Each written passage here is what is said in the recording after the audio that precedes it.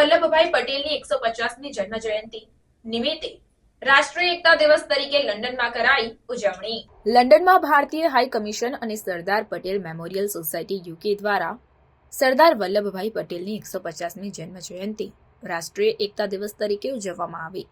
આ પ્રસંગે ભારતીય હાઈ કમિશનર વિક્રમ દોરાઈસ્વામીએ સરદાર પટેલના ભારતના એકીકરણમાં કરેલા યોગદાનને યાદ કર્યું। વિક્રમ દોરાઈસ્વામીએ જણાવ્યું કે ભારતના વિભાજન પછીના એકીકરણમાં સરદાર પટેલની આગવી ભૂમિકા યાદ કર્યા વિના રહી શકતા નથી। સરદાર પટેલે આજના ભારતનું નિર્માણ કર્યું। આ પ્રસંગે સરદાર પટેલના જીવન અને કાર્ય પર પ્રકાશ પાડવામાં આવ્યો। આ ઉજવણીમાં સરદાર પટેલના જીવન અને તેમના ભારતના એકીકરણ માટેના યોગદાનને માન આપવામાં આવ્યું। સરદાર પટેલે દેશના વિવિધ રાજ્યોને એકત્રિત કરીને એક મજબૂત અને એકતાવાળી રાષ્ટ્રની સ્થાપના કરી।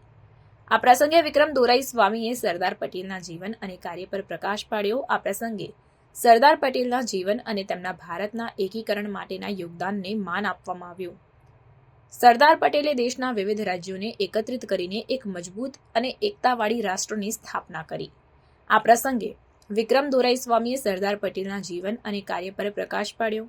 આ ઉજવણીમાં સરદાર પટેલના જીવન અને તેમના ભારતના એકીકરણ માટેના યોગદાનને માન આપવામાં આવ્યું।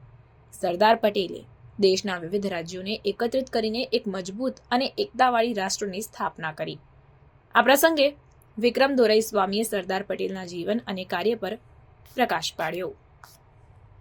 First and foremost is the concept of service, and I think Lord Ranger brought that out when he mentioned Sardar Patel's service to the nation as a politician from the very start of his career in the national movement, and the commitment with which he worked to make a difference.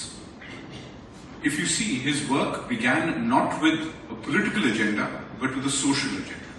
The Satyagraha, or the struggle that he led in Bardoli and in Khera, was primarily about the rights of farmers and the rights of our hard-working peasantry.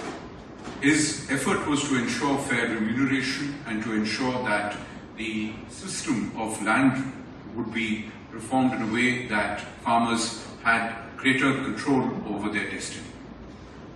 That had a political implication in the colonial era, and his service therefore also took him to the political landscape. We in India cannot but remember his pioneering role in the unification of India after the trauma of partition. It is easy today, some 77 years from that moment in time, to be unmindful of just how unlikely the India story was at that point of time. With 562 princely states, most with their own armies and their own borders and their own governments and their own taxation, you actually had a situation that resembled nothing more than Swiss cheese rather than a country. Basically, Sardar Patel created the India we know today. The fact that we move seamlessly across India's many diversities without for once thinking that these were different areas is tribute to the normality that he brought to the notion of a united country. The resettlement of refugees, millions of whom had streamed across what had become new borders both ways, a massive enterprise in a nation that had 90% of its population living below the poverty line. 90% of a population of 340 million. No small metric. To be able to resettle people, to be able to clamp down upon the dreadful violence that had broken out during partition, which saw hand turned against hand, brother against brother, we saw the best of his administrative ability come out. And finally, his recognition of the complexity of the world, his understanding of global politics, his understanding of real politics as it currently is, was second to none.